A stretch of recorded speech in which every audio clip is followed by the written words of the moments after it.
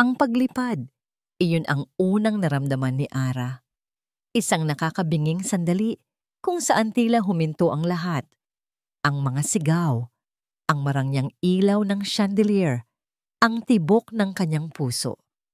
Para siyang isang dahon na tinangay ng hangin. Walang kontrol, walang direksyon. Pagkatapos ay dumating ang sakit.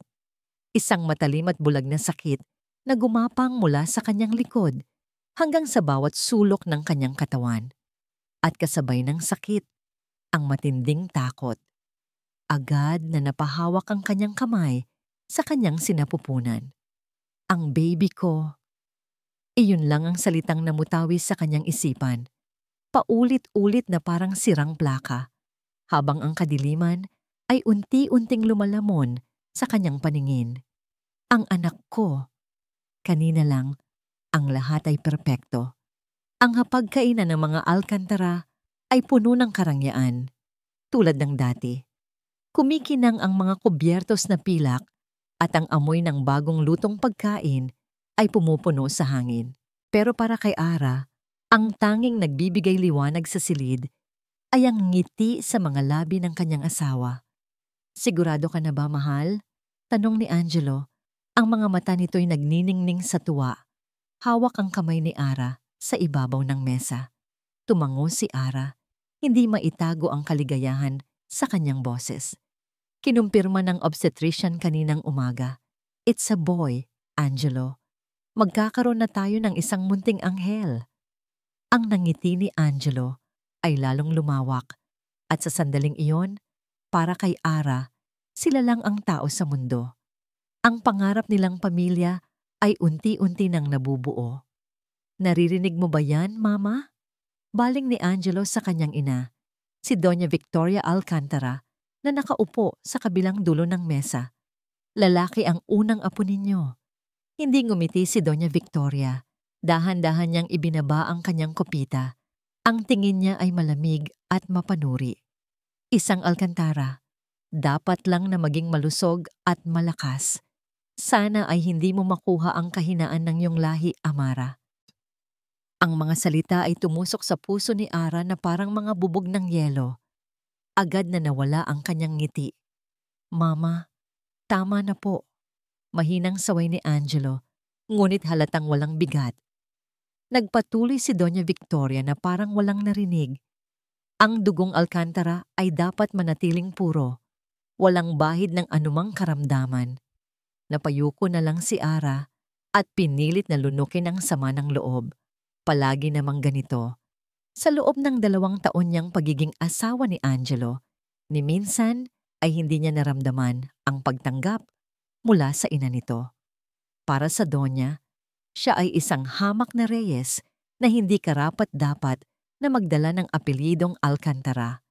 Nang matapos ang hapunan, naramdaman ni Ara ang pagod. Dahan-dahan siyang tumayo. "Angelo, mahal, aakyat na muna ako para magpahinga." "Hindi pa tapos ang hapunan, Amara," malamig na sabi ni Doña Victoria. Hindi man lang siya tinitingnan. "Pagod lang po ako, Doña Victoria.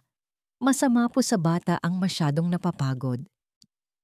Dito na tumayo ang Donya, ang kanyang tindig ay puno ng awtoridad. Hinarap niya si Ara. Ang mga matay nag-aapoy. "Ganyan ka ba pinalaki ng mga magulang mo? Walang modo? Bastos?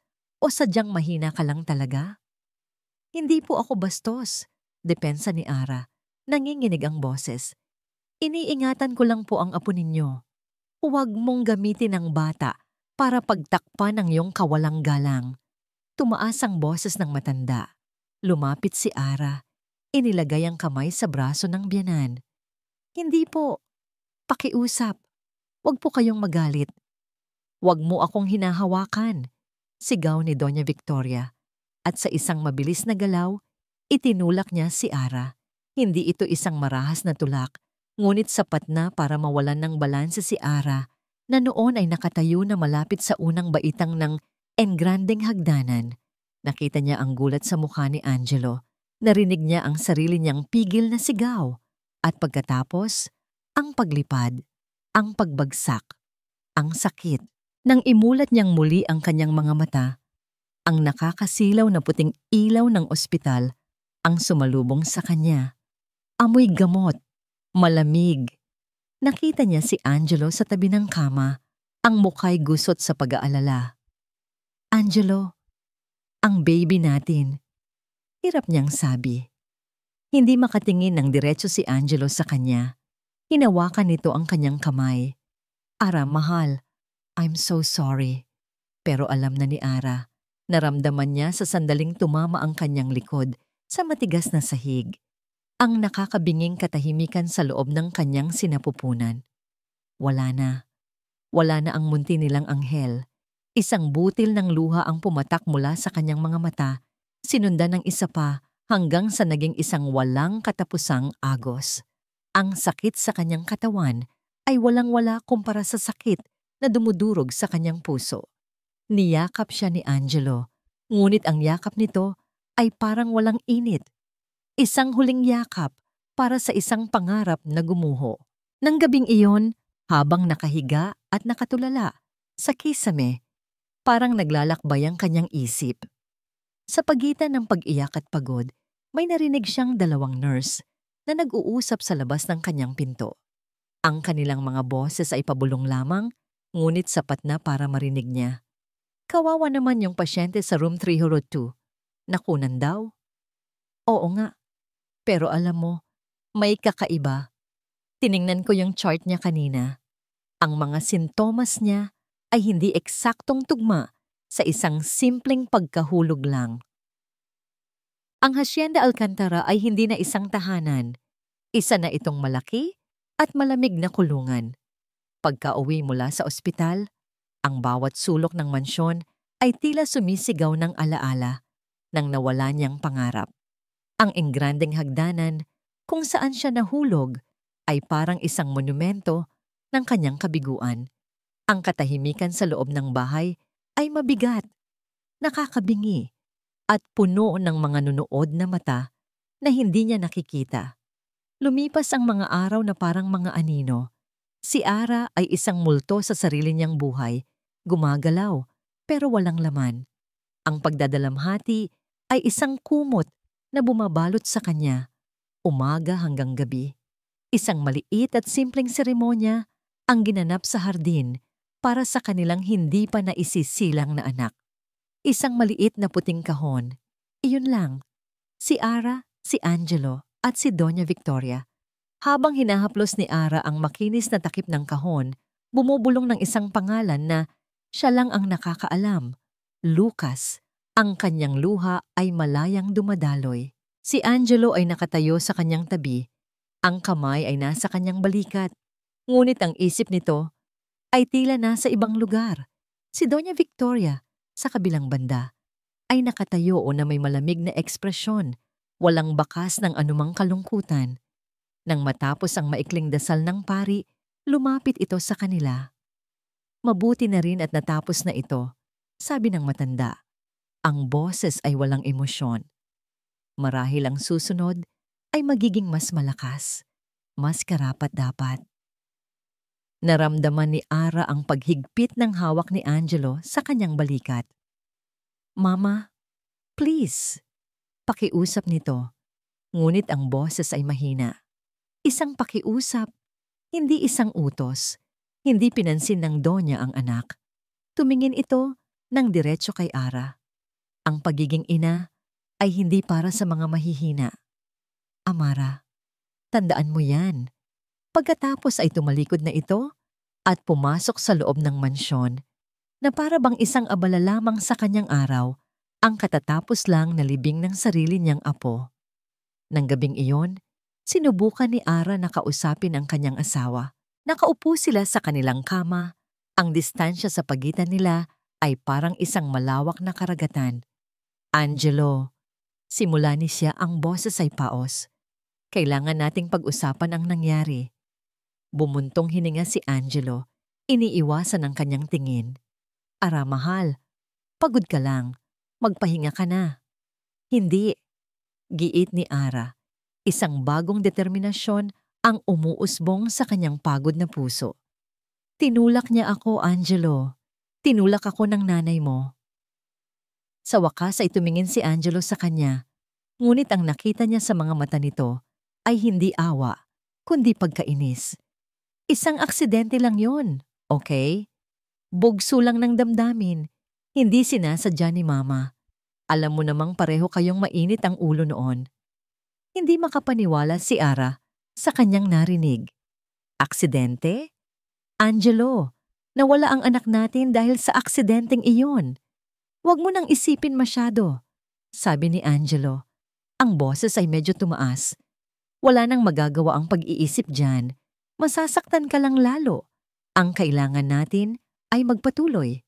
Ang mga salitang "huwag mo nang isipin" ay umaling-aungaw sa kanyang isipan, kasabay ng mga salita ng nurse sa ospital. Hindi eksaktong tugma sa isang simpleng pagkahulog lang. Kinabukasan, upang ilayo ang sarili sa nakakasukang katahimikan, nagpa siya si Ara na ayusin ang mga gamit na pinamili niya para sa sanggol. Bawat damit, bawat laruan ay isang saksak sa kanyang puso. Habang tinutupi ang isang maliit na kumot, napansin niya ang isang kahon sa sulok ng aparador. Isa itong eleganteng kahon ng tsa.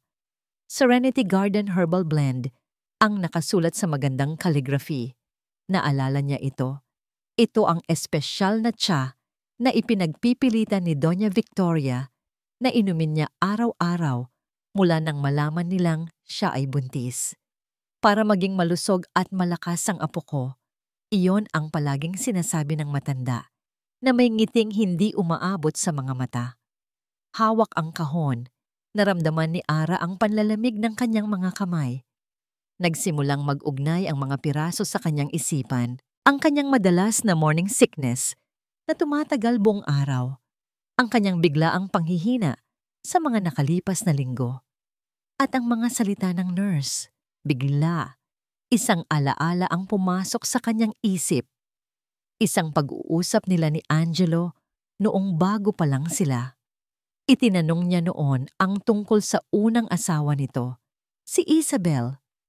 Naalala niya ang sagot ni Angelo, ang malungkot na ngiti nito. Isang aksidente sa sasakyan. Masyado siyang naging pabaya sa pagmamaneho. Palagi siyang nag-iisip ng kung ano-ano. Kaya ayun, pabaya. Iyon din ang salitang ginamit ni Doña Victoria para sa kanya bago siya itulak. Pabaya, mahina, walang modo. Isang nakakakilabot na tanong ang nabuo sa kanyang isipan. Ang pagiging pabaya ba ang opisyal na dahilan ng kamatayan para sa mga babaeng hindi nakalulugod sa donya? Nabitawan niya ang kahon ng tsaa. Kailangan niya ng hangin. Kailangan niyang makaalis sa silid na iyon. Hindi niya alam kung ano ang nagtulak sa kanya, ngunit ang kanyang mga paa ay dinala siya sa study room ni Angelo. Isang lugar na bihira niyang puntahan. Ang amoy ng lumang libro at leather ay sumalubong sa kanya. Tumingin siya sa paligid, hindi alam kung ano ang hinahanap.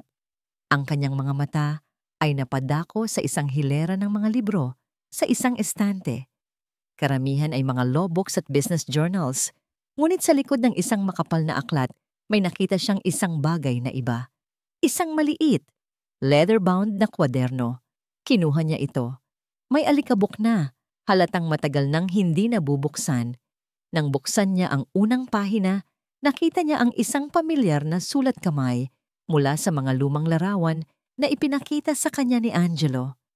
Isabel Alcantara. Nanginginig ang mga kamay ni Ara habang nililipat niya ang mga pahina.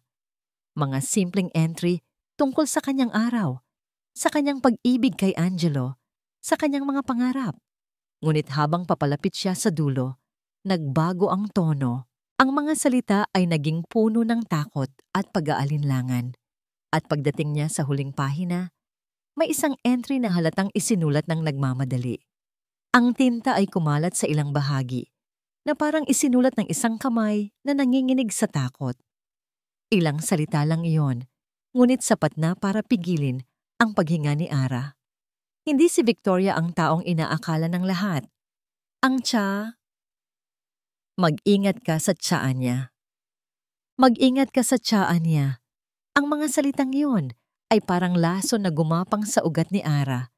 Isinara niya ang kwaderno ni Isabel, ang mga daliri nanginginig. Ang pagdadalamhati para sa kanyang anak ay naroon pa rin, isang bukas na sugat. Ngunit ngayon, may kasama na itong isang bagong damdamin, isang malamig at matalas na galit. Hindi na ito tungkol sa isang aksidente. Hindi na ito tungkol sa bugso ng damdamin. Isa itong plano. Isang karumaldumal na krimen na itinago sa likod ng mga ngiti at marangyang pamumuhay. At si Angelo, ang kanyang minamahal na asawa, ay maaaring kasabwat dito. Ang takot ay naroon, naninikip sa kanyang dibdib. Paano niya lalabanan ang isang Doña Victoria Alcantara? Ang isang pangalan na kayang magpatiklop ng mga politiko at hukom? Siya ay nag-iisa sa loob ng hasyenda, isang ibon sa loob ng isang gintong hawla. Pero habang tinitingnan niya ang sarili sa salamin, nakita niya ang refleksyon ng isang babaeng wala nang mawawala pa. Kinuha na sa kanya ang pinakamahalagang bagay. Ang natitira na lang ay ang katotohanan. Kinabukasan, kumilos siya ng may bagong layunin. Kailangan niya ng tulong. Kailangan niya ng isang taong hindi kayang bilhin ng mga Alcantara. Naalala niya ang isang lumang cellphone na nakatago sa ilalim ng kanyang mga damit. Regalo yon ng kanyang kaibigan nung bago pa siya ikasal. Para sa emergency, sabi nito noon, na parang isang biro. Ngayon, naiintindihan na niya. Kinagabihan, habang mahimbing na natutulog si Angelo, dahan-dahan siyang bumangon. Kinuha niya ang cellphone at nagtago sa loob ng malaking walk-in closet. Naramdaman niya ang panlalamig ng kanyang mga kamay habang binubuksan ito. Sa maliit na screen, nag-type siya ng isang pangalan na narinig niya sa balita noon pa. Isang pangalan na kinatatakutan ng mga makapangyarihan. Attorney Gabriel Dizon. Sunod-sunod na artikulo ang lumabas. Gabriel Dizon, ang David laban sa mga gulay. Ang abogadong hindi natitinag. Mga larawan ng isang lalaking mukhang seryoso. Ang mga mata ay matalas at puno ng determinasyon. Binasa niya ang bawat salita. Si Attorney Dizon ay kilala sa paghawak ng mga kasong walang pag-asa.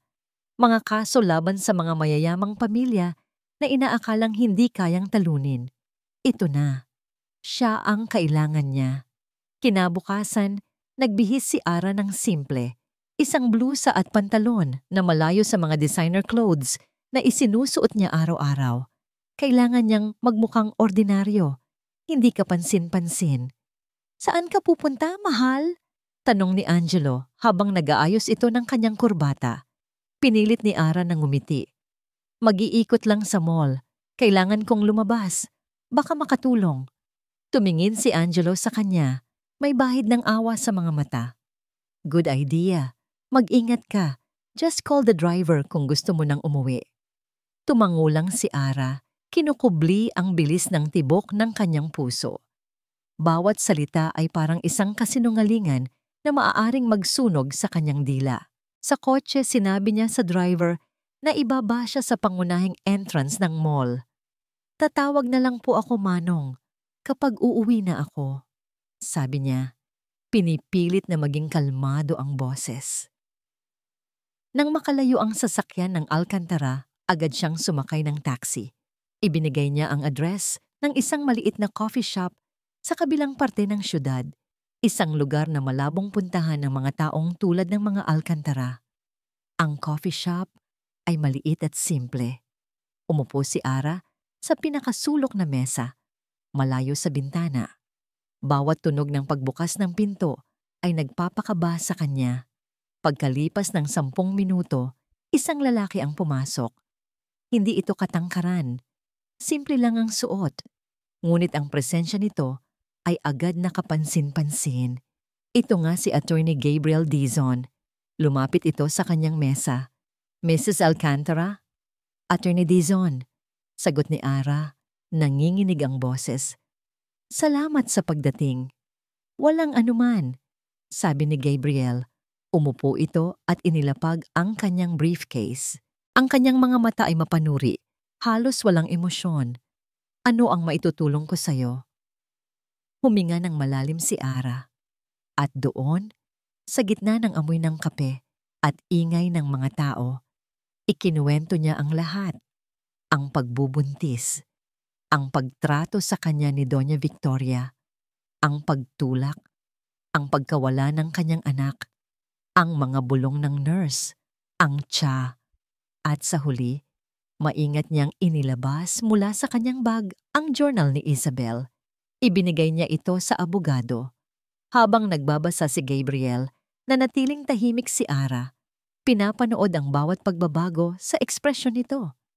Sa simula, ang mukha ng abogado ay blanko profesional. Ngunit nang marating nito ang huling pahina, nakita ni Ara ang bahagyang paniningkit ng mga mata nito. Isang kislap ng interes. Isinara ni Gabriel ang journal at ipinatong ito sa mesa. Tinitigan niya si Ara ng matagal na para bang sinusukat ang kanyang buong pagkatao.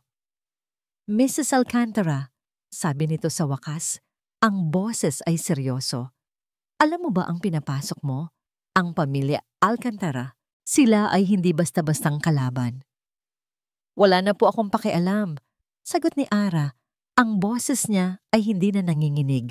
Napalitan ito ng isang matigas na determinasyon. Ang gusto ko lang po ay hustisya para sa anak ko, para kay Isabel, para sa katotohanan. Nakita ni Gabriel ang apoy sa mga mata ni Ara, ang hindi matinag na katatagan ng isang taong sinira, ngunit hindi nawasak. Tumango si Gabriel, ang pag-aalinlangan sa kanyang mga mata ay napalitan ng isang matigas na resolusyon. Sige, tutulungan kita. Nakahinga ng maluwag si Ara. Isang maliit na sinag ng pag-asa. Ngunit bago pa man siya makapagpasalamat, nagsalita muli si Gabriel at ang kanyang mga salita ay kasing lamig ng yelo, nagpapatigil sa anumang pakiramdam ng tagumpay. Pero linawin natin ito.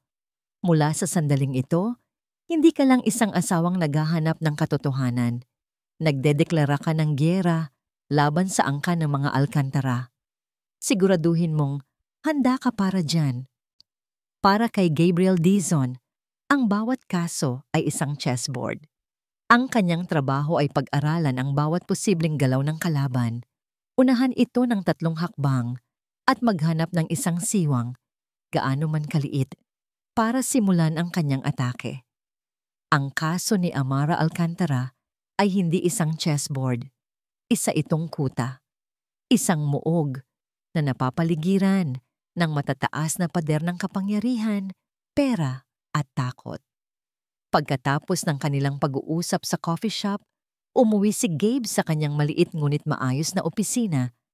Ang isip ay puno ng mga estratehiya. Ang kwento ni Ara ay nakakayanig at ang journal ni Isabel ay isang malakas na simula. Ngunit alam niyang sa korte, ang emosyon at hinala ay walang halaga.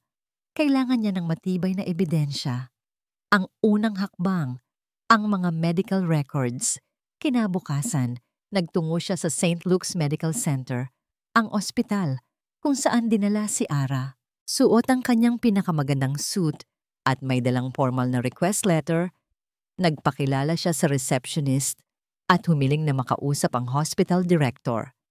Ipinasok siya sa isang maluwag at marangyang opisina. Ang lalaking nakaupo sa likod ng malaking mahogany desk ay ngumiti sa kanya. Si Dr. Arturo Sandoval, isang respetadong siruhano na ang muka ay madalas makita sa mga society pages katabi ng mga Alcantara. Attorney Dizon, isang karangalan. Bati ni Dr. Sandoval, ang nangiti ay hindi umaabot sa kanyang mga mata. Ano ang maipaglilingkod ko sa iyo? Inilatag ni Gabe ang kanyang request. Dr. Sandoval, narito po ako bilang representasyon ni Ging Amara Alcantara.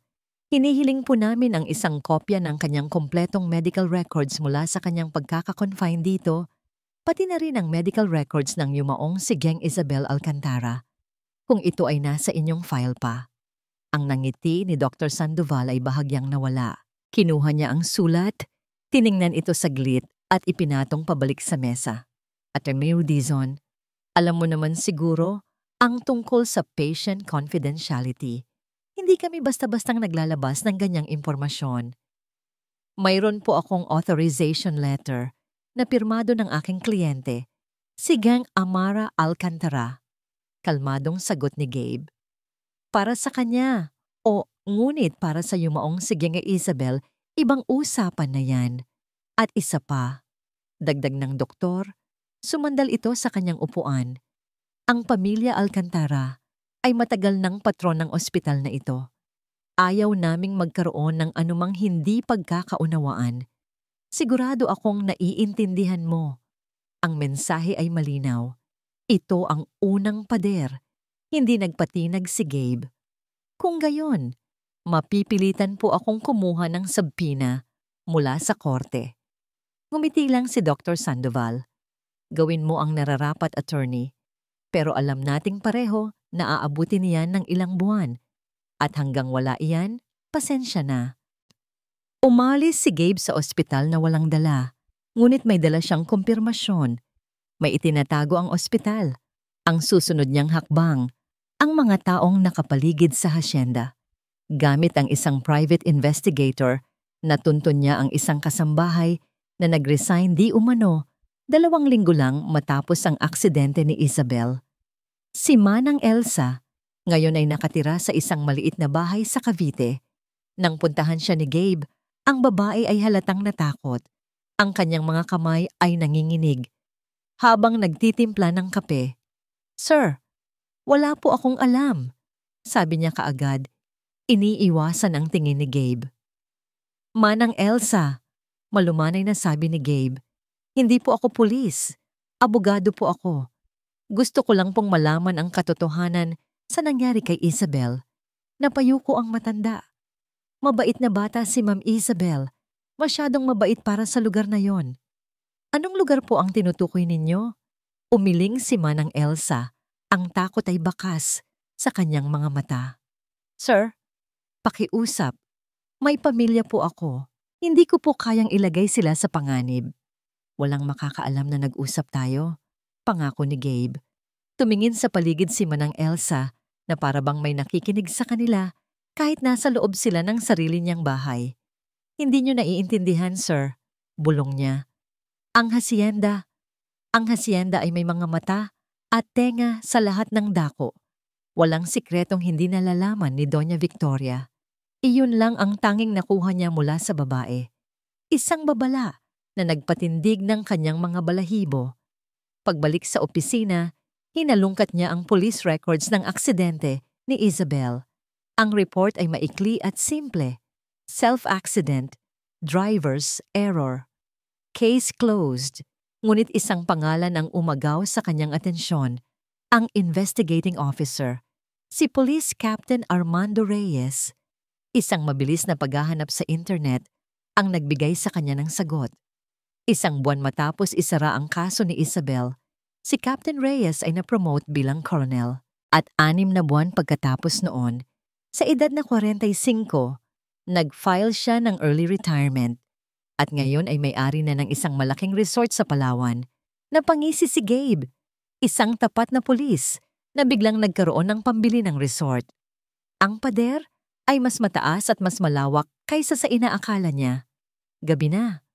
Pagod na si Gabe. Nakaupo siya sa kanyang desk, napapaligiran ng mga dokumentong walang laman, mga testimonya na puno ng takot.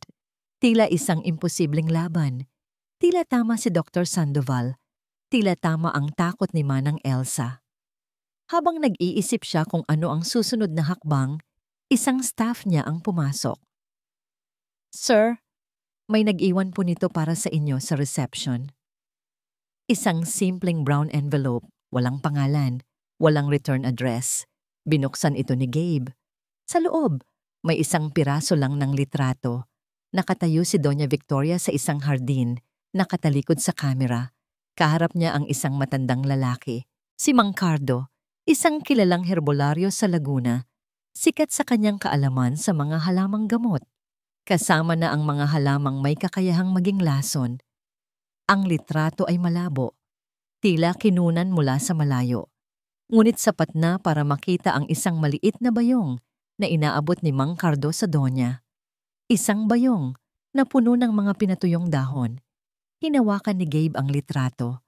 Ang pader ay hindi gumuho, ngunit sa wakas, pagkatapos ng ilang araw na pagkabigo, nakakita na siya ng isang maliit na bitak.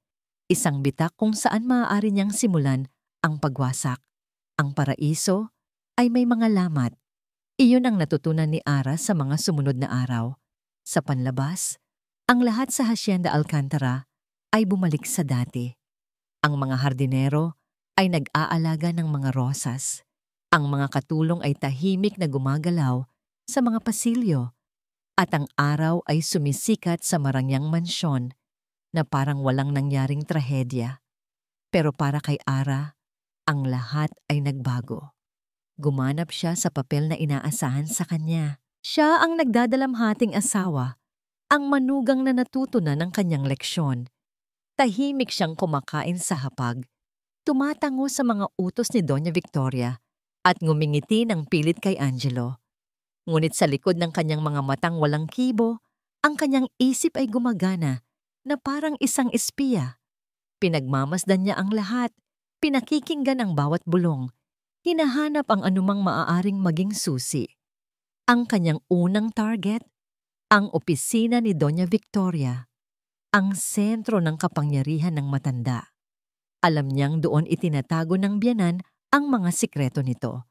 Nagkaroon siya ng pagkakataon isang hapon nang marinig niyang umalis ang Donya para sa isang meeting ng board ng kanilang kumpanya.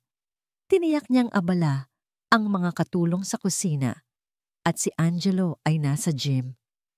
Ang puso niya ay kumakabog na parang tambol habang dahan-dahan niyang itinutulak ang mabigat na pinto ng opisina. Pumasok siya at agad na isinara ito. Ang amoy ng mamahaling pabango ng Donya at lumang papel ay sumalubong sa kanya. Mabilis siyang kumilos. Binuksan niya ang mga drawer ng malaking desk, mga dokumento ng negosyo, mga imbitasyon sa mga party, mga resibo. Walang anumang kahina-hinala. Tiningnan niya ang mga estante ng libro. Walang nakatagong safe. Habang kinakapan niya ang ilalim ng mesa, naririnig niya ang mga yabag sa pasilyo. Papalapit. Nataranta si Ara. Mabilis siyang nagtago sa likod ng makapal na kurtina, pinipigil ang kanyang paghinga. Ang kanyang puso ay tila aakyat sa kanyang lalamunan. Bumukas ang pinto. Isang katulong ang pumasok para maglagay ng isang baso ng tubig sa mesa ng Donya. Tumagal lang ito ng 10 segundo, ngunit para kay Ara, iyon ang pinakamahabang 10 segundo ng kanyang buhay. Nang marinig niyang sumara muli ang pinto, naghintay pa siya ng 1 buong minuto bago lumabas. Wala siyang nahanap. Ngunit ang karanasan ay nag-iwan sa kanya ng isang aral. Kailangan niyang maging mas maingat. Nang gabing iyon sa hapunan, ang tensyon ay mas masahol pa kaysa sa dati. "Amara," sabi ni Doña Victoria habang humihigop ng sabaw. "Ikinagagalak kong makita na bumubuti na ang iyong pakiramdam. Mabuti naman at natututo ka ng lumagay sa iyong lugar." Ang mga salita ay parang sampal, isang papuri na nakabalot sa insulto. Pinanatili ni Ara ang kanyang tingin sa plato. Ibinaon niya ang kanyang mga kuko sa kanyang palad sa ilalim ng mesa para pigilan ang sarili na sumagot. "Salamat po, Mama," sagot niya. Ang boses ay kasing lamig ng yelo sa baso. Napansin ni Angelo ang tensyon. "Mama, nag-usap kami ni Ara. We've decided na mas makakabuti kung magbabakasyon muna kami. Maybe a trip to Europe?" Tumingin si Doña Victoria sa anak, pagkatapos ay kay Ara. Isang maliit at mapanuyang ng ngiti ang sumilay sa labi ng matanda. "Isang magandang ideya para makalimot ka na sa mga walang kwentang bagay, Amara." Ang hapunan ay natapos sa isang mabigat na katahimikan. Pag-akyat nila sa kanilang silid, hindi na napigilan ni Ara ang sarili. Kailangan niyang malaman kung saan nakatayo si Angelo. Kung may natitira pa bang kakampi sa kanya sa loob ng bahay na ito. "Angelo," Sabi niya habang nagbibihis ito. May gusto akong itanong. Ano yon, mahal? Sagot nito, nakatalikod.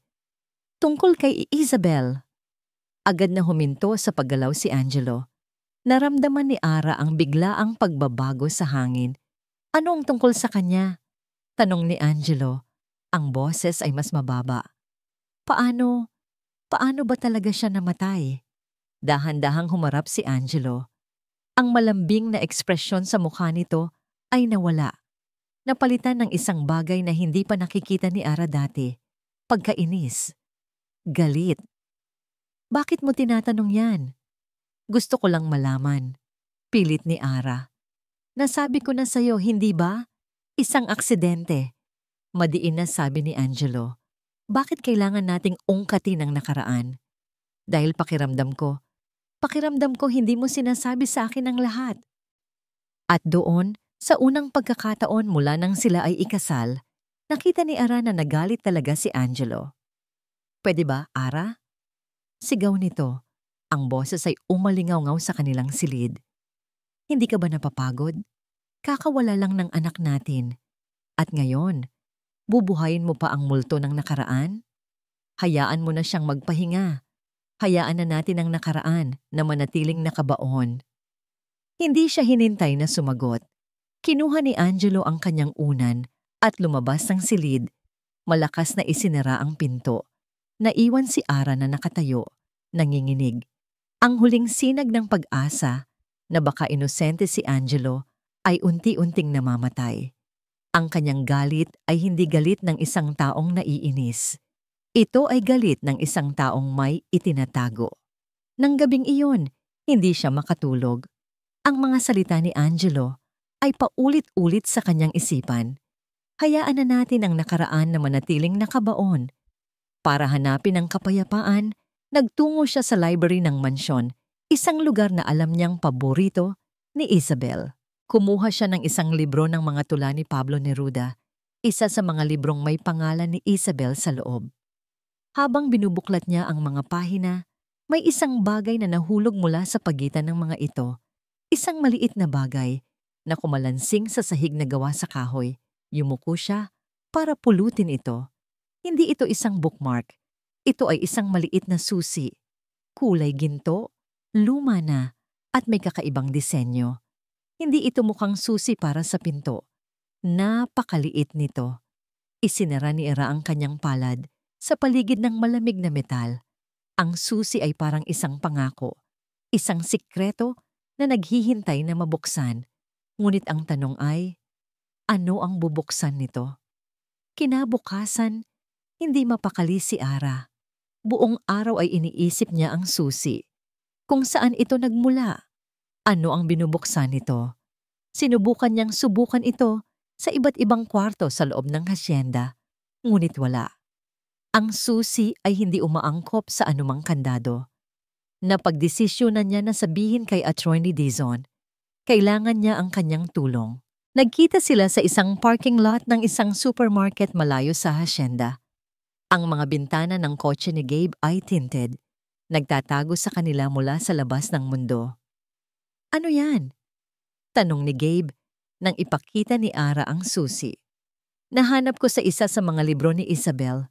Hindi ko alam kung para saan to. Sagot ni Ara. Ang boses ay sabik. Kinuha ni Gabe ang susi. Pinagmasdan itong mabuti. Antique. Mukhang susi sa isang maliit na kahon. Napaisip si Ara. Baka meron siyang kahon na tinatago. Kailangan nating itong hanapin. Bumalik siya sa hasyenda na may bagong determinasyon. Inisa-isa niyang sinuri ang silid kung saan nagtagal si Isabel. Una, ang kanilang lumang silid tulugan. Wala. Pagkatapos, ang walk-in closet. Wala pa rin. Naubusan na siya ng pag-asa nang maalala niya ang isang bagay.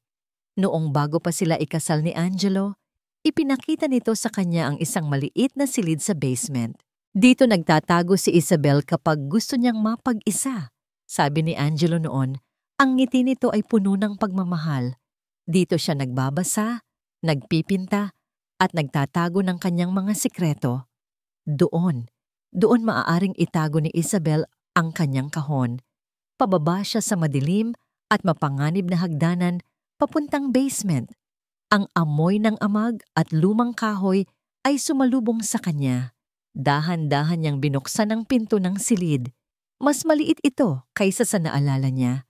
Ang mga dingding ay puno ng mga pintura. Ang iba ay tapos na. Ang iba ay hindi pa. May isang maliit na mesa sa sulok, puno ng mga brush at pintura. At sa ilalim ng mesa na tatatakpan ng tela, may isang bagay. Lumapit si Ara at tinanggal ang tela. Isang kahon ng musika, maliit, gawa sa kahoy, pinalamutian ng mga kakaibang carvings. Nanginginig ang mga kamay niya habang kinukuha niya ang susi mula sa kanyang bulsa. Dahan-dahan niyang ipinasok ang susi sa kandado. Saktong-sakto. Nang buksan niya ang kahon, umaling-awngaw ang isang malungkot na melodiya sa silid. Ipinikit niya ang kanyang mga mata. Hinahayaan ng musika na puna ng kanyang isip. Nang imulat niya ang kanyang mga mata, nakita niya ang isang maliit na compartment sa ilalim ng loob ng kahon. Itinaas niya ito. Sa ilalim nito, may isang bagay, isang USB flash drive. Agad na tumawag si Ara kay Gabe. May nahanap ako. Kailangan mo akong puntahan dito.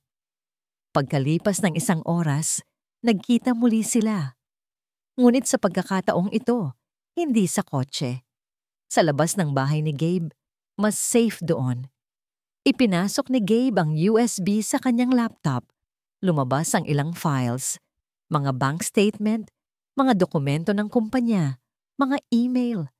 Ang daming to, sabi ni Gabe. Anong hanapin natin? Hindi ko alam. Siguro tumingin na lang tayo sa huling binago. May isang file na lumabas. Pangalanan nito. Huling mensahe. Pinindot ni Gabe ang play. Isang tinig ang pumuno sa silid. Ang tinig ni Isabel. Nanginginig. Natatakot. Kung napapakinggan mo ito, ibig sabihin may nangyaring masama sa akin. Sabi ng tinig. Nagsisimula na akong matakot. May nakita ako sa mga libro ng kumpanya. Mga transaksyon na hindi tama. Sinubukan kong tanungin si Victoria, pero sinigawan lang niya ako. Sinabi niyang hindi ko dapat pakialaman ang kanyang negosyo. Pinakiusapan ko si Angelo. Sinabi kong dapat niyang alamin ang nangyayari. Pero sinabi niya lang na nag-aalala ako ng labis na dapat magtiwala ako sa kanyang ina. Humikbi si Isabel. Huminto ang audio. Pero hindi ako nagtitiwala sa kanya. Muling nagpatuloy ang audio. May kakaiba, parang may itinatago siya. At natatakot ako na kung malalaman ko kung ano yon, maaaring mapahamak ako. Muli, tumahimik, napahinga ng malalim. Ngunit bago pa man magpatuloy ang kanyang tinig, may tumunog mula sa labas. Isang malakas na katok sa pinto. Nanlaki ang mga mata ni Ara. Tumayo si Gabe, nakatayo sa tabi ng pinto. Handa na. Ngunit bago pa man niya ito mabuksan, naririnig nila ang isa pang tinig mula sa recording. Ang tinig ni Angelo. Mama, sa tingin ko, masyado nang maraming alam si Isabel. Mama, sa tingin ko, masyado nang maraming alam si Isabel. Ang boses ni Angelo. Ang boses ng kanyang asawa. Ang lalaking pinangakuan niya ng habambuhay. Ang mga salitang yon ay hindi lang tumagos sa tenga ni Ara. Sinaksak nito ang kanyang puso, pinunit ang kanyang kaluluwa, at dinurog ang bawat natitirang piraso ng pag-ibig at tiwala na mayroon siya para sa kanya. Napatayo si Ara. Nanginginig ang buong katawan. Hindi. Hindi maaari. Baka nagkamali lang siya ng dinig. Baka ibang tao. Ngunit malinaw. Malinaw na malinaw. Iyon ang boses ng lalaking katabi niya sa pagtulog gabi-gabi. Sa loob ng opisina ni Gabe, ang katahimikan ay nakakabingi. Maging si Gabe ay natigilan. Ang kanyang mukha ay nagpapakita ng isang bihirang pagkagulat. Pinindot niya ang rewind button at pinatugtog muli ang huling segundo ng recording. Mama, sa tingin ko masyado nang maraming alam si Isabel. Umalingaw-ngaw muli ang boses ni Angelo sa maliit na opisina. Sa pangalawang pagkakataon, mas malinaw ang bawat pantig. Mas matalas ang bawat salita at mas nakamamatay ang bigat ng katotohanan. Hindi, bulong ni Ara na pailing-iling. Ang kanyang mga binti ay nanghina. Napahawak siya sa gilid ng mesa para hindi matumba. Hindi siya yan. Hindi niya magagawa yan. Pero alam niya, sa kaibuturan ng kanyang puso, alam niyang nagsisinungaling siya sa sarili. Iyon ang dahilan kung bakit nagalit si Angelo nang tanungin niya ito tungkol kay Isabel. Iyon ang dahilan kung bakit palagi niyang iniiwasan ng paksa. Hindi dahil sa lungkot, dahil sa kasalanan. Habang pinoproseso ni Ara ang katotohanan ito, tumunog ang cellphone ni Gabe. Kinuha niya ito, tiningnan ang screen, at agad na sinagot. Attorney Dizon speaking. Oo, ako nga. Ano? Sigurado ka ba dyan? Tumahimik si Gabe, nakikinig ng mabuti sa kabilang linya. Ang kanyang mga mata ay nakatutok kay Ara, at ang kanyang ekspresyon ay unti-unting nagiging mas madilim, mas seryoso. Okay, naintindihan ko. Salamat sa impormasyon. I-email mo sa akin ang buong report. Ibinaba niya ang tawag. Huminga siya ng malalim. Ara, sabi niya, ang boses ay maingat na parang nagsasalita sa isang taong babasagin. Iyon ang contact ko sa isang private laboratory. Ipinasuri ko ang isang sample ng tsa na ibinigay mo sa akin, ang Serenity Garden Herbal Blend. Napatingin si Ara sa kanya, ang mga matay puno ng takot sa kung ano ang susunod niyang maririnig. Ang resulta ay lumabas na. Pagpapatuloy ni Gabe, ang tsa ay naglalaman ng isang uri ng halaman na kilala sa tawag na Angelica sinensis. Sa maliit na dosis, ginagamit ito bilang gamot, pero sa paulit-ulit at tuloy-tuloy na pag-inom, lalo na sa isang buntis, nagdudulot ito ng malalakas na uterine contractions. Hindi maintindihan ni Ara ang mga teknikal na salita, pero naintindihan niya ang kahulugan nito. Anong ibig sabihin yan? Tanong niya, kahit alam na niya ang sagot. Tinitigan siya ni Gabe ng diretso sa mata, walang pag-aalinlangan. Ibig sabihin, ang pagkahulog mo sa hagdanan ay hindi ang tunay na dahilan kung bakit ka nakunan. Linggo ka ng dahan-dahang nilalason ni Doña Victoria, Ara. Tinitiyak niyang mawawala ang bata. Ang pagtulak niya sa'yo, iyon na lang ang huling palabas, ang pinal na eksena para pagtakpan ng tunay na krimeng. Ang hangin ay tila naubos sa silid. Ang bawat salita ni Gabe ay isang martilyo na pumupukpok sa pundasyon ng mundo ni Ara. Ang pag-aalala ni Doña Victoria, ang malusog na tsa, ang lahat ay isang kasinungalingan, isang malaking nakamamatay na dula. At si Angelo, ang pagtataksil ay parang lason na kumalat sa buong sistema niya. Mas masahol pa sa anumang halamang gamot. Ang sakit ay hindi lang sa puso, ito ay pisikal. Naramdaman niya ang pag-atake ng galit, isang dalisay at nag-aapoy na galit na tumupok sa kanyang kalungkutan at takot. Hindi na siya umiyak. Ang kanyang mga luha ay natuyo na, napalitan ng apoy. Umalis siya sa opisina ni Gabe na parang isang bagyo. Hindi pinapansin ang mga tawag nito. Dumiretso siya sa hasyenda. Ang kanyang mga kamay ay nakakuyom, ang kanyang panga ay matigas. Naabutan niya si Angelo sa kanilang silid. Nagbabasa ng libro, na para bang isang ordinaryong gabi lang. Kumusta ang araw mo, mahal? Tanong nito. Ngumingiti. Ang ngiting iyon. Ang ngiting minsan niyang minahal. Ngayon, gusto niya itong burahin sa mundo. Hindi siya sumagot. Kinuha niya ang laptop ni Gabe na dala-dala niya at pinatugtog ang huling bahagi ng recording ni Isabel. Mama, sa tingin ko, masyado nang maraming alam si Isabel. Ang nangiti sa mukha ni Angelo ay unti-unting naglaho, napalitan ng gulat, pagkatapos ay ng takot. Nabitawan niya ang kanyang libro. Ara, saan mo nakuha yan? Huwag kang mag-alala kung saan ko nakuha. Sigaw ni Ara, ang boses niya ay basag sa galit. Sagutin mo ako, Angelo. Totoo ba to? Alam mo ba ang ginawa ng nanay mo kay Isabel?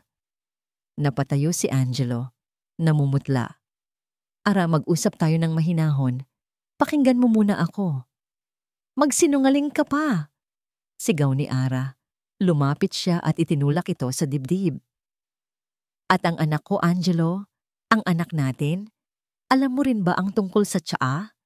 Alam mo bang araw-araw akong nilalason ng nanay mo? Sa puntong iyon, si Angelo ay gumuho.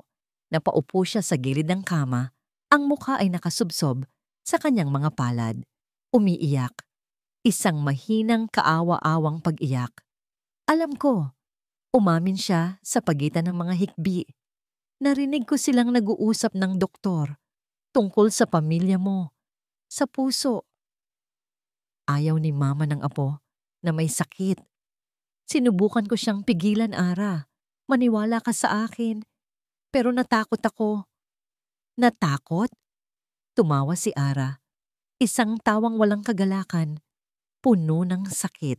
Kaya hinayaan mo siyang patayin ang sarili nating anak? Para ano? Para protektahan ako? Ganyan mo ba ako kamahal, Angelo? Sa pamamagitan ng pagiging isang duwag. Hinawakan ni Angelo ang kanyang mga binti. Lumuhod sa harap niya. Patawarin mo ako, Ara. Patawarin mo ako. Mahal na mahal kita. Habang nagmamakaawa si Angelo, bumukas ang pinto ng kanilang silid. Nakatayo doon si Doña Victoria. Ang kanyang mukha ay kalmado. Ang kanyang mga mata ay kasing lamig ng yelo. Narinig niya ang lahat. Tumingin siya sa kanyang umiiyak na anak. Pagkatapos ay kay Ara. Walang bahid ng pagsisisi. Walang bakas ng pagkakasala. Tinitigan niya si Ara. At sa isang boses na puno ng kapangyarihan at paghamak, sinabi niya, "So nalaman mo na pala. Sayang, dapat pala ay tinapos na kita noon pa man." Nagsimula ang ganti kinaumagahan. Matapos ang galit na tawag mula kay Ara noong gabi, alam ni Gabe na wala nang atrasan. Ang unang plano niya ay ilabas si Ara mula sa hasyenda sa lalong madaling panahon. Ngunit bago pa man niya matawagan ang kanyang mga contact para sa isang safe house, naunahan na siya ng mga alkantara. Hindi pa man sumisikat ang araw, isang courier ang dumating sa kanyang opisina. Dala nito ang isang selyadong sobre na may logo ng Integrated Bar of the Philippines.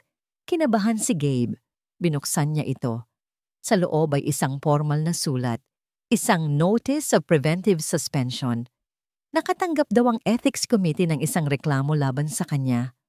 Ang mga paratang, unethical conduct at gross solicitation of a client. Ayon sa reklamo na isinampa ng isang concerned citizen, minamanipula niya di umano ang isang emotionally vulnerable na si Amara Alcantara para lang makakuha ng pera mula sa pamilya nito. Napamura si Gabe, isang gawa-gawang reklamo, ngunit ang mga pangalan sa ibaba ng sulat, ang mga miyembro ng komite ay pamilyar sa kanya. Mga abogadong may malaking utang na loob sa Alcantara Corporation. Ang kanyang lisensya ay suspendido habang iniimbestigahan ng kaso. Isang investigasyon na alam niyang sadyang papatagalin. Itinali nila ang kanyang mga kamay. Hindi na siya maaaring legal na kumatawan kay Ara. Walang hiya, bulong niya sa sarili. Ito ang unang atake. Isang matalinong legal na atake na pumupuntirya sa kanyang pinakamatibay na sandata. Ang pagiging abogado niya. Ngunit hindi pa sila tapos. Ang susunod niyang ginawa ay tawagan ang kanyang private investigator. Kailangan nating makuha ang opisyal na salaysay ni Manang Elsa ngayon na. Sabi niya sa telepono. Puntahan mo siya. Sabihin mo, dodoblehin ko ang bayad sa kanya para sa kanyang proteksyon. Pagkalipas ng isang oras, tumawag pabalik ang investigador. Ang boses ay nag-aalala. Boss, may problema. Wala na sila. Anong ibig mong sabihin na wala na sila? Kunot noong tanong ni Gabe. Pumunta ako sa bahay niya sa Cavite. Walang tao. Ayon sa mga kapitbahay, may dumating daw na isang itim na van kagabi, hating gabi. Nag-impake sila ng gamit, si Manang Elsa at ang buong pamilya niya. Mabilis, walang paalam. Sumakay sa van at umalis, walang nakakaalam kung saan sila nagpunta. Napasuntok si Gabe sa kanyang mesa. Iyon na. Tinakot nila o binayaran ng nag-iisang saksi na maaring magpatunay sa pagtrato ni Doña Victoria kay Isabel na wala na ang kanilang alas. At pagkatapos, dumating ang atake sa publiko. Isang staff niya ang pumasok sa kanyang opisina, ang mukha ay balisa. Sir Gabe, kailangan niyo pong makita to. Ipinakita nito sa kanya ang isang article sa isang sikat na online gossip blog. Ang headline ay malaki at nakakaintriga. Trahedya sa hasyenda. Alcantara, nagdadalamhating byuda, ginagamit ng isang suspendidong abogado? Binasa ni Gabe ang artikulo. Puno ito ng mga kasinungalingan, sinabi mula sa mga source na malapit sa pamilya. Ipininta nito si Ara bilang isang babaeng hindi matatag ang pag-iisip dahil sa pagkawala ng kanyang anak, isang gold digger na biglang bumaliktad sa pamilyang kumukop sa kanya. At siya, si Gabriel Dizon, ay ang kontrabida, isang buwitre na sinasamantala ang kahinaan ni Ara para sa sarili niyang kapakanan. Ang bawat salita ay idinisenyo para wasakin ang kanilang kredibilidad. Para sa mata ng publiko, si Ara ay isang baliw na sinungaling at siya ay isang mandarambong na abogado. Buong araw, ang kanyang telepono ay walang tigil sa pagtunog. Mga tawag mula sa media, mula sa mga kapwa-abogado, mula sa kanyang pamilya. Sinira ng mga Alcantara ang kanyang reputasyon sa loob lamang ng ilang oras. Gabi na nang umalis si Gabe sa opisina, pagod at bigo. Habang nagmamaneho siya sa kahabaan ng isang madilim na kalsada sa Quezon City, napansin niya ang isang itim na SUV sa kanyang rearview mirror. Masyado itong malapit, walang plaka. Kinabahan si Gabe. Binilisan niya ang takbo, ngunit sumunod din ang SUV. Lumipat siya ng lane, ngunit ginaya siya nito. Ito ay hindi nagkataon lamang. Sa isang bakanteng kahabaan ng daan, biglang bumilis ang takbo ng SUV. Hindi ito nag-overtake. Sa halip, marahas nitong binangga ang gilid ng kanyang sasakyan. Nawalan ng kontrol si Gabe sa manibela. Umikot ang kanyang kotse bago bumangga sa isang poste sa gilid ng kalsada. Ang tunog ng nabasag na salamin at nayuping metal ay umalingaw-ngaw sa gabi. Naramdaman niya ang sakit sa kanyang braso at ang dugo na tumutulo mula sa kanyang noo. Nahihilo, tiningnan niya ang kalsada. Ang itim na SUV ay huminto sandali. Ang mga headlight nito ay nakatutok sa kanya na parang mga mata ng isang mandaragit. Pagkatapos, dahan-dahan itong umandar at nawala sa dilim. Hindi ito isang aksidente, ito ay isang mensahe. Tumigil ka o ang susunod ay hindi na lang isang bangga. Naupo si Gabe sa kanyang wasak na kotse. Ang puso ay malakas na kumakabog. Naramdaman niya ang takot, ngunit mas nangingibabaw ang galit. Isang malamig at determinadong galit. Tinitigan niya ang daan kung saan nawala ang SUV. Okay, Alcantara, bulong niya sa hangin. Kung ito ang gusto niyong laro, lalaruin natin. Ang hacienda ay naging isang teritoryo ng kaaway. Matapos ang komprontasyon, si Ara ay naging isang bilanggo sa sarili niyang silid. 2 security guard ang nakabantay sa labas ng kanyang pinto. Tinitiyak na hindi siya makakaalis. Kinuha ang kanyang cellphone. Pinutol ang linya ng telepono sa kanyang kwarto. Siya ay tuluyang inihiwalay sa labas ng mundo. Ang tanging taong nakikita niya ay isang katulong na nagdadala ng kanyang pagkain ng 3 beses sa isang araw. Isang katulong na hindi tumitingin sa kanyang mga mata at hindi sumasagot sa anumang tanong niya. Nagdaan ang 2 araw. Ang tanging naririnig niya ay ang katahimikan ng mansyon at ang malakas na kabog ng sarili niyang puso. Sinubukan niyang mag-isip ng paraan para makatakas. Tiningnan niya ang bintana, ngunit masyadong mataas. Walang paraan. Sa 3 araw bumukas ang pinto. Pumasok si Doña Victoria, Ang tindig nito ay matikas, ang muka ay walang emosyon. Sa likod niya ay dalawang malaking lalaki na may dalang mga maleta. Mag-impake ka na, malamig na utos ng Donya. Saan ako pupunta? Tanong ni Ara, tumatayo. Sa labas. Simpleng sagot ng matanda. Tapos na ang papel mo dito, Amara. Isa ka ng problema. At ang mga problema, tinatanggal. Mabilis na kumilos ang mga lalaki. Kinuha nila ang mga damit ni Ara mula sa aparador at walang ingat na inilagay sa mga maleta. Mga damit na binili ni Angelo para sa kanya. Mga damit na isinuot niya sa mga masasayang araw. Ngayon, para na lang itong mga basura. Hindi mo maaring gawin to sa akin, sabi ni Ara. Ang boses ay nanginginig sa galit at kawalan ng pag-asa. May karapatan ako dito.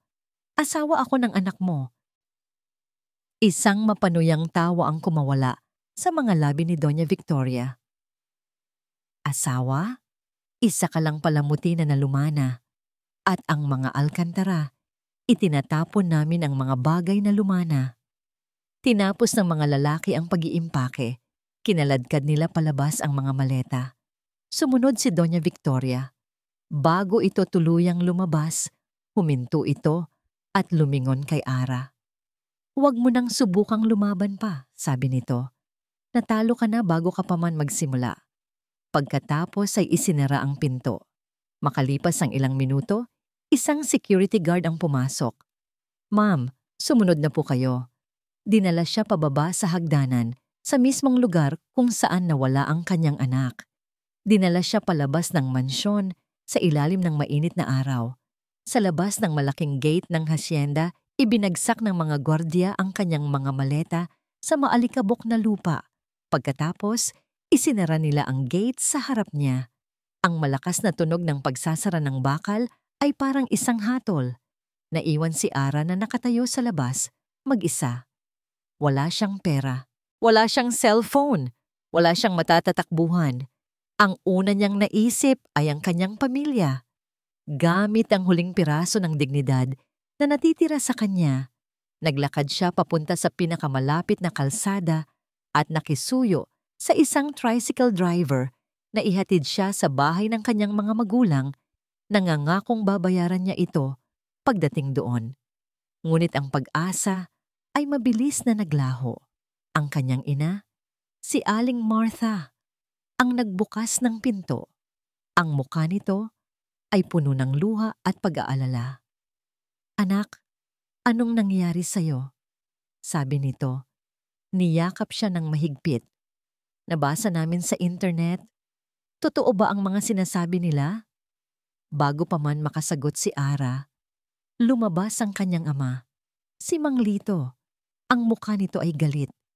Martha, papasukin mo ang batang yan matapos niyang sirain ang pangalan ng pamilya natin. Lito, anak natin yan. Tumawag dito ang abogado ng mga Alcantara kaninang umaga. Sabi ng kanyang ama, hindi siya tinitingnan. Nag-alok sila. Babayaran daw nila ang lahat ng utang natin sa bangko. Aayusin ang bahay. Bibigyan tayo ng sapat na pera para hindi na magtrabaho habang buhay. Pero may isang kondisyon. Tumingin sa wakas ang kanyang ama sa kanya. Ang mga mata ay puno ng hinanakit. Ang kondisyon ay itakwil ka namin na huwag kaming maniwala sa mga kasinungalingan mo. Hindi makapaniwala si Ara sa narinig. Itay, naniniwala kayo sa kanila?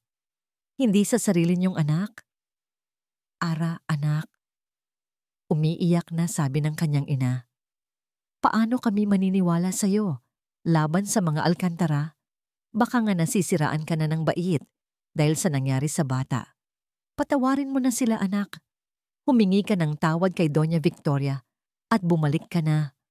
Iyon na. Ang huling pinto ay nagsara. Maging ang sarili niyang pamilya ay tinalikuran na siya. Binili sila. Ang kanilang pagmamahal ay may presyo. Umalis si Ara na hindi na lumingon. Naglakad siya ng walang direksyon. Ang mga luha ay malayang dumadaloy sa kanyang pisngi. Ang bigat sa kanyang dibdib ay halos hindi na niya makaya. Gabi na nang mapadpad siya sa isang parke. Umupo siya sa isang malamig na bench sa ilalim ng isang malungkot na ilaw ng poste. Nawala na ang lahat.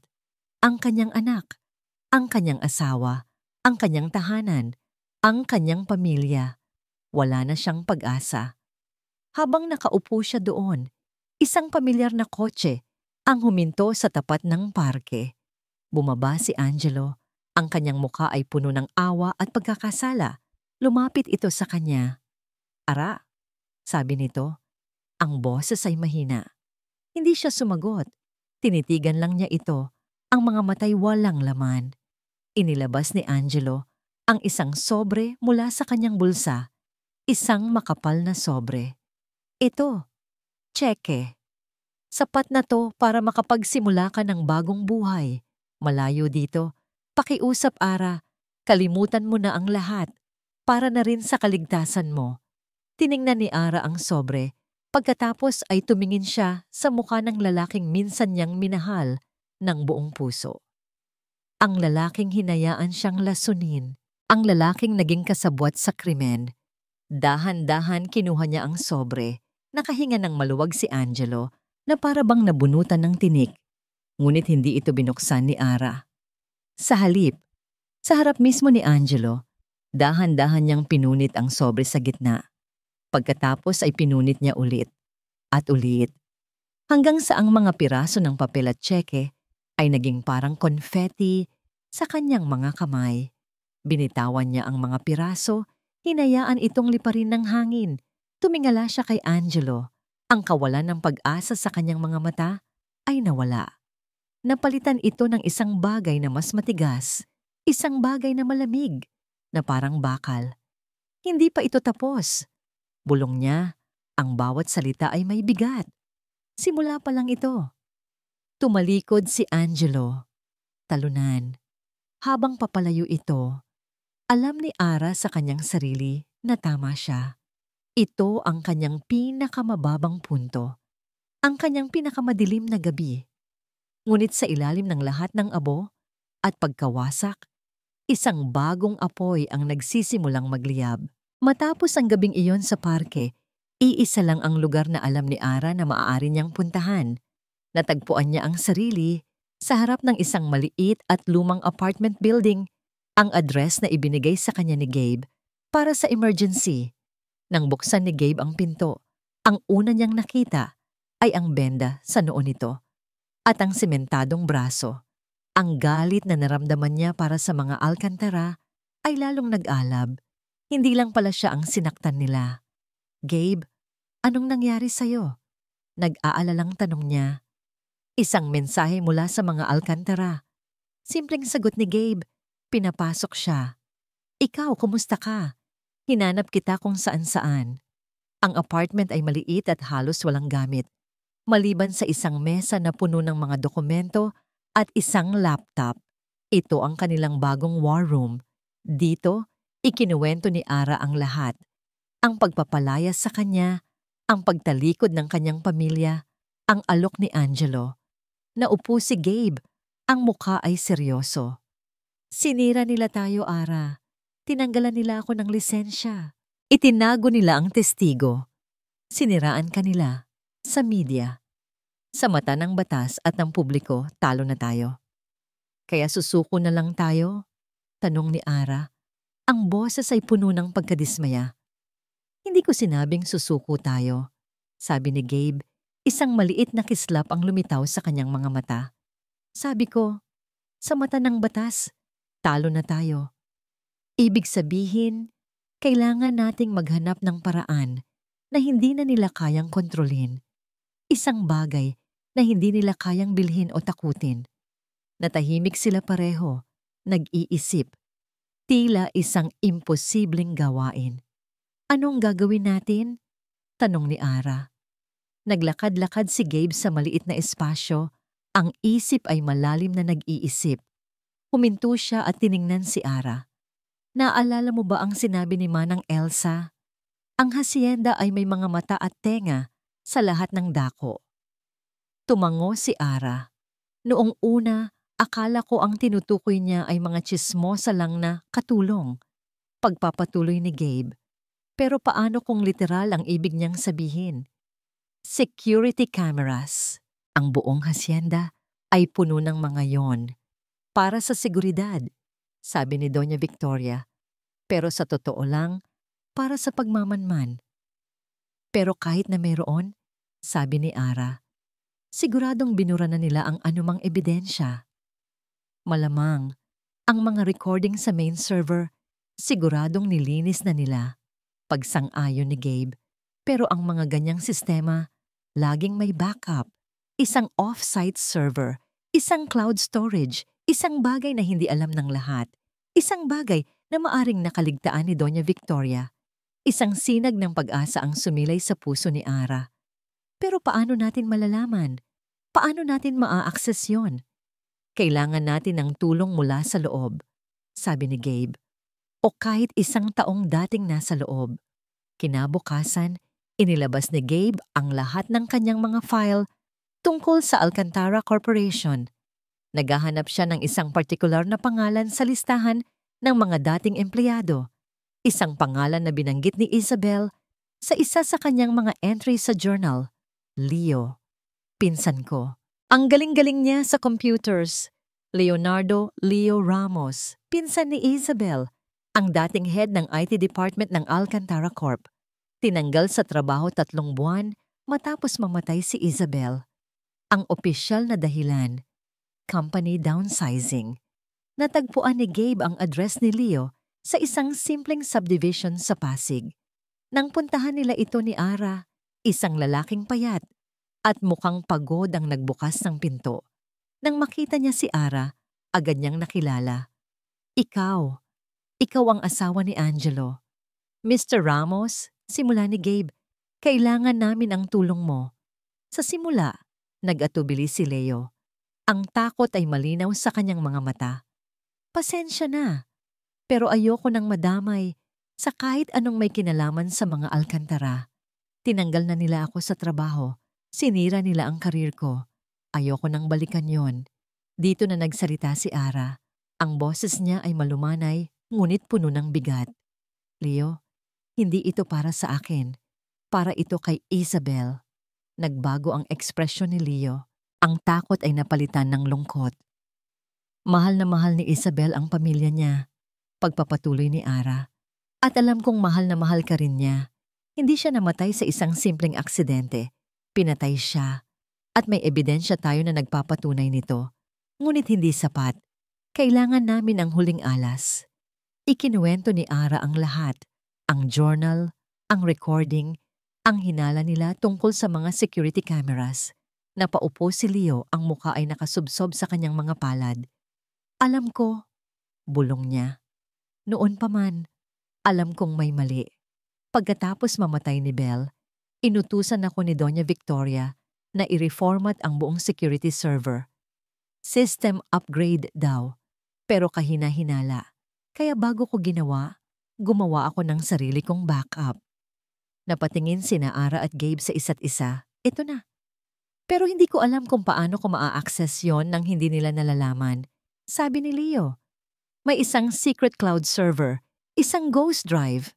Ako ang gumawa noon para kay Isabel, para meron siyang ligtas na mapagtataguan ng mga personal files niya. Pagkatapos niyang mamatay, nilak ko yon, hindi na binuksan. Maari mo ba itong buksan ngayon? Sabik na tanong ni Gabe. Umiling si Leo. Masyadong delikado kung gagawin ko dito. Matatrace nila ang IP address ko. Kailangan nating gawin ito sa isang lugar na hindi nila inaasahan. Kinagabihan, nagkita silang tatlo sa isang maliit na internet cafe sa isang masikip na eskinita sa Quiapo. Maingay, magulo, ang perpektong lugar para magtago. Umupo si Leo sa isang computer sa pinakasulok. Ang kanyang mga daliri ay mabilis na gumalaw sa keyboard, nagtatype ng mga linya ng code na hindi maintindihan ni na Ara at Gabe. Pawis na pawis ang kanyang noo. Malapit na, bulong niya. Nakapasok na ako. Lumitaw sa screen ang isang interface na puno ng mga folder, mga petsa, mga pangalan ng camera, living room, hallway, library, garden. Anong petsa natin hahanapin? Tanong ni Leo. Ang araw na namatay si Isabel. Mabilis na sagot ni Gabe. Nag-type si Leo.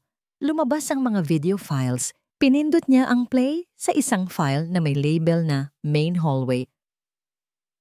Afternoon. Ang video ay grainy at walang tunog, ngunit ang mga imahe ay malinaw. Nakita nila si Doña Victoria na naglalakad, pabalik-balik, mukhang balisa. Pagkatapos, lumabas si Isabel mula sa library, may hawak na folder. Nagtalo sila. Hindi nila marinig ang mga salita.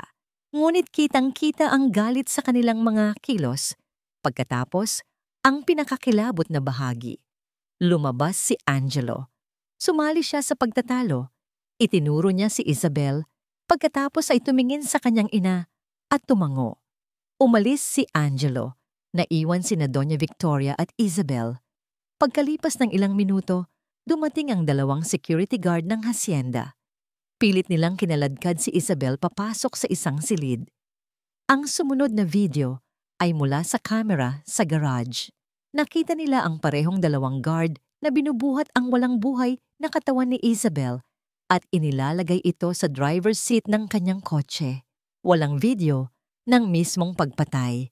Ngunit ang nakita nila ay sapat na. Ngunit may isa pang video mula sa main hallway ulit, 1 oras pagkatapos ng insidente. Ang video ay nagpapakita kay Angelo, mag-isa. May hawak siyang basahan at isang timba. Nakaluhod siya sa sahig, sa tapat ng library. Paulit-ulit niyang pinupunasan ang isang partikular na lugar sa sahig na gawa sa kahoy. Isang madilim naman siya na kahit sa itim at puting video ay malinaw na dugo. Napatakip ng bibig si Ara. Hininto ni Leo ang video. Ito na, sabi niya. Ang boses ay nanginginig. Ang ebidensya, hindi nila ito maitatanggi. Ito na ang kanilang huling alas. Ang sandata na wawasak sa imperyo ng mga Alcantara. Ang taunang Alcantara Charity Ball ay hindi lang isang simpleng pagtitipon. Ito ang pinakamalaking social event ng taon. Isang gabi kung saan ang mga pinakamayaman at pinakamakapangyarihang tao sa bansa ay nagsasama-sama, mga politiko, mga business tycoon, mga celebrity, lahat ay naroon para magbigay pugay sa reyna. Si Doña Victoria Alcantara, ngayong taon, mas enggrande ang okasyon, isang pagpapakita ng lakas, isang paraan upang ipamukha sa lahat na sa kabila ng mga chismis, ang mga Alcantara ay nananatiling hindi natitinag. Sa gitna ng grand ballroom ng isang 5-star hotel, nakatayo si Doña Victoria sa entablado, nagniningning sa kanyang itim na gown at kumikinang na mga alahas. Sa kanyang tabi ay si Angelo, guwapo sa kanyang tuxedo, ngunit may bakas ng pagod at pagkabalisa sa kanyang mga mata. Sa loob ng maraming dekada, simula ni Doña Victoria, ang kanyang boses ay umaalingaw-ngaw sa buong ballroom. Ang pangalang Alcantara ay naging simbolo ng integridad, karangalan, at higit sa lahat, pamilya. Tumingin siya sa kanyang anak nang may pagmamahal na puno ng pagkukunwari. Ang pamilya ang ating pundasyon. Ito ang ating lakas. At sa gabing ito, habang tayo ay nagkakaisa para sa isang mabuting layunin, ipinagdiriwang natin ang kahalagahan ng pagkakabuklod-buklod ng pamilya. Habang nagsasalita siya, sa likod ng ballroom, isang pinto ang dahan-dahang bumukas. Walang nakapansin sa simula. Ngunit dahan-dahan, ang mga ulo ay nagsimulang lumingon. Ang mga bulungan ay nagsimulang kumalat na parang apoy sa damo. Papasok sa ballroom si Amara Reyes Alcantara. Hindi siya ang Ara na kanilang pinalayas. Hindi siya ang Ara na umiiyak sa parke. Ang babaeng pumasok ay iba. Nakasuot siya ng isang simpleng ngunit eleganteng puting bestida, ang kulay ng katotohanan. Ang kanyang buhok ay maayos na nakatali. Ang kanyang paglakad ay marahan, ngunit puno ng determinasyon. Ang kanyang mga mata ay hindi nagpapakita ng takot o galit, kundi isang malamig at matigas na kapayapaan.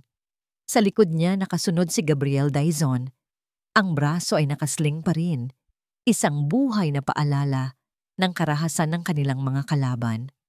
Huminto ang pagsasalita ni Doña Victoria. Ang kanyang mga mata ay nanlaki sa gulat pagkatapos ay napuno ng matinding galit. Ang nangiti ni Angelo ay naglaho, napalitan ng purong takot. "Anong ginagawa mo dito?" Sigaw ng Donya mula sa entablado na wala ang kanyang pagkakalmado. "Guards! Palabasin ang babaeng yan!" Ngunit huli na ang lahat. Biglang namatay ang mga ilaw sa entablado. Ang atensyon ng lahat ay napunta sa malaking LED screen sa likod ni Doña Victoria na kanina lang ay nagpapakita ng logo ng Alcantara Foundation. Bigla, umilaw ang screen at ang ipinalabas ay hindi logo. Ito ay isang video. Ang grainy, black and white na video mula sa security camera ng hacienda. Ang buong ballroom ay natahimik. Ang tanging maririnig ay ang mahinang tunog ng video na walang audio. Nakita ng daan-daang pares ng mga mata ang pagtatalo, ang pagdating ni Angelo, ang pagtango, ang pagkaladkad kay Isabel. Isang kolektibong hininga ng gulat ang pumuno sa silid. Ang mga cellphone ay nagsimulang itaas, nagre-record. Pagkatapos, ang pangalawang video, ang katawan ni Isabel na inilalagay sa kotse. At ang huli at pinakakilabot sa lahat, ang video ni Angelo, nakaluhod, nagpupunas ng dugo sa sahig. Nang matapos ang video, bumalik ang ilaw sa entablado.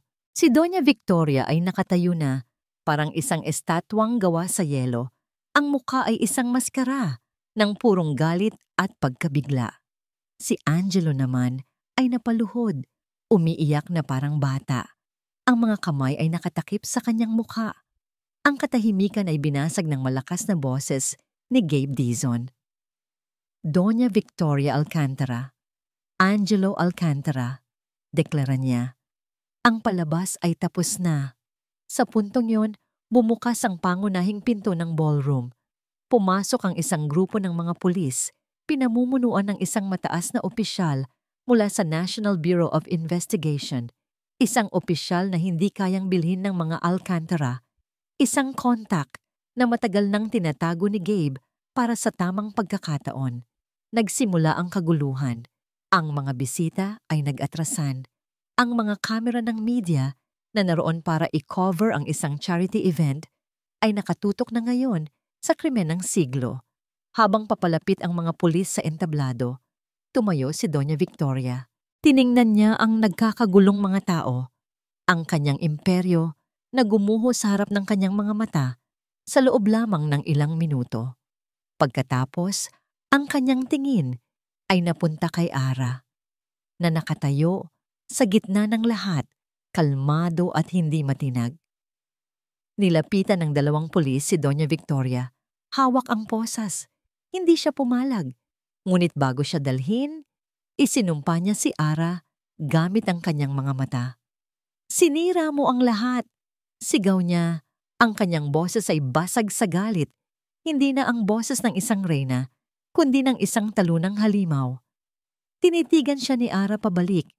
Ang awa at sakit ay nasa kanyang mga mata, ngunit ang kanyang boses ay matatag. "Hindi po," sagot niya ng mahinahon. Sapat lang para marinig nilang dalawa. "Ipinakita ko lang ang katotohanang matagal niyo nang sinubukang ibaon." Lumipas ang 6 na buwan. Ang balita tungkol sa pagbagsak ng mga Alcantara ay naging laman ng bawat pahayagan at programa sa telebisyon sa loob ng maraming linggo. Ang paglilitis ay mabilis na naging trial of the century. Ang mga ebidensyang video, kasama ang testimonya ni Leo Ramos at ang journal ni Isabel, ay hindi matatatawaran. Si Doña Victoria Alcantara, ang reyna ng alta sosyedad, ay hinatulan ng habambuhay na pagkabilanggo para sa pagpaplano ng pagpatay kay Isabel at sa attempted murder sa kanyang hindi pa naisisilang na apo. Hindi siya nagpakita ng anumang pagsisisi hanggang sa huli. Si Angelo Alcantara ay hinatulan ng mas mababang sentensya para sa pagiging kasabwat at pagtatakip sa krimen. Ang kanyang pag-iyak sa korte at paghingi ng tawad ay hindi nakakuha ng simpatiya mula sa publiko. Siya ay mananatiling simbolo ng isang duwag na pag-ibig. Ang Alcantara Corporation, dahil sa mga investigasyon sa money laundering na natuklasan mula sa mga files ni Isabel, ay bumagsak. Ang kanilang mga ari-arian ay kinumpiska ng gobyerno. Ang pangalang minsan ay kinatatakutan at iginagalang ay naging isang sumpa. Para kay Ara, ang mga buwan na yon ay isang mahabang proseso ng paggaling. Nagkaroon siya ng isang tahimik na diborsyo mula kay Angelo bilang bahagi ng kasunduan at dahil na rin sa batas, nakuha niya ang isang bahagi ng natitirang legal na yaman ng pamilya. Hindi ito kasing laki ng dati nilang kayamanan, ngunit sapat na. Sapat na para magsimula muli. Isang maaliwalas na umaga, nagtungo si Ara sa sementeryo. Dala niya ang isang pumpon ng puting rosas. Hinanap niya ang isang simpleng puntod sa isang tahimik na bahagi ng hardin. Isabel Ramos, minamahal na anak at kaibigan. Umupo si Ara sa damuhan sa tabi ng lapida. Dahan-dahan niyang inilapag ang mga bulaklak. "Hi Isabel," bulong niya sa hangin. "Hindi tayo nagkakilala, pero pakiramdam ko, matagal na kitang kaibigan. Salamat sa'yo. Salamat sa katapangan mo. Dahil sa'yo, nahanap namin ang katotohanan." Huminga siya ng malalim, pinapakawalan ang huling bigat sa kanyang dibdib. "Maari ka nang magpahinga ngayon. Tayo, makakapagpahinga na tayong lahat." Bago siya umalis, may isa pa siyang huling pupuntahan. Ang bilangguan. Ang huling pagkikita nila ni Angelo ay sa pamamagitan ng isang makapal na salamin. Ang dating makisig at aroganteng lalaki ay malaki ang ipinayat. Ang kanyang mga mata ay walang buhay. Nakasuot siya ng kulay kahel na uniforme ng bilanggo. Tinitigan lang siya ni Ara. Wala ng galit, wala ng sakit. Ang naroon na lang ay isang malawak na kapatagan ng awa at pagtatapos. "Ara," sabi ni Angelo sa telepono. Ang boses ay paos. "Patawarin mo ako." Hindi sumagot si Ara. Hindi niya kailangang sumagot. Ang kanyang katahimikan ay sapat na. Tinitigan niya ito sa huling pagkakataon. Isang paalam sa lalaking minsan niyang inakala na kanyang mundo. Pagkatapos, tumayo siya, tumalikod, at naglakad palayo nang hindi na lumingon pa. Ang kabanata ng kanyang buhay kasama si Angelo Alcantara ay tuluyan ng nagsara. Makalipas ang ilang linggo, isang maliit na opisina ang nagbukas sa isang abalang kalye sa Maynila. Sa salamin ng pinto, may nakasulat na mga salita sa simple ngunit eleganteng letra, Lucas Foundation. Sa loob, abala si Ara sa pag-aayos ng mga dokumento. Ang opisina ay maliit pa ngunit puno ng pag-asa. Ang pundasyon na ipinangalan niya sa kanyang nawalang anak ay naglalayong magbigay ng libreng legal at psychological na tulong sa mga kababaihang biktima ng domestic violence. "Mukhang maganda ang simula mo," sabi ng isang pamilyar na boses. Napatingala si Ara at ngumiti. Nakatayo sa pinto si Gabe Dizon. Ang kanyang braso ay wala ng semento. Ang kanyang ngiti ay totoo. "Gabe, salamat sa pagdalaw." "Hindi ko ito papalampasin," sabi ni Gabe.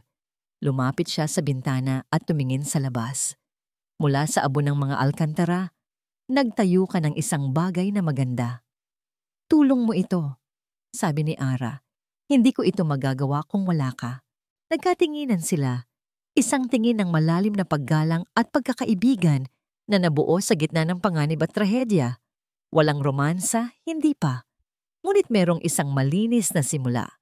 Isang babae ang pumasok sa opisina, ang kanyang mukha ay puno ng takot at pag-aalinlangan. Ito ang kanilang unang kliyente. Tumayo si Ara.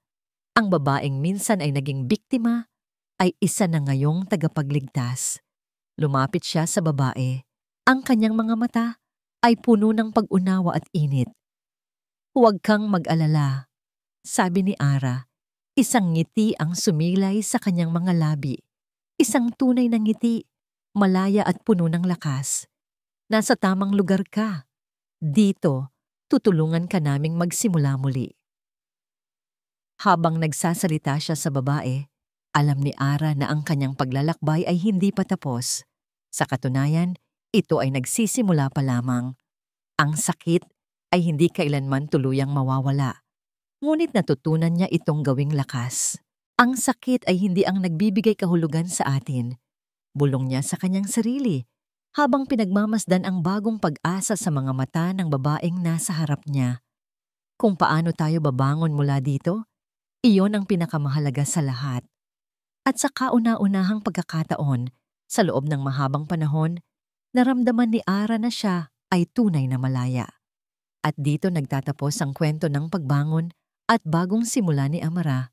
Maraming salamat, mga minamahal kong tagapakinig, sa pagsama ninyo sa bawat kabanata ng kanyang paglalakbay.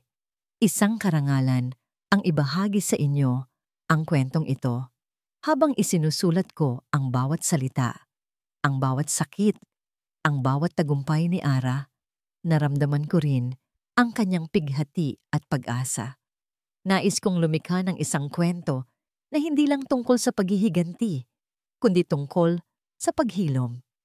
Isang paalala na kahit sa pinakamadilim na gabi ng ating buhay, palaging may sisikat na araw kinabukasan. Naway mag-iwan ito sa ating mga puso ng isang mahalagang aral, na ang tunay na lakas ay hindi nasusukat sa yaman o kapangyarihan, kundi sa kakayahan nating bumangon mula sa pagkadapa, na harapin ang katotohanan ng may tapang at gamitin ang ating mga sugat para tulungan ang iba.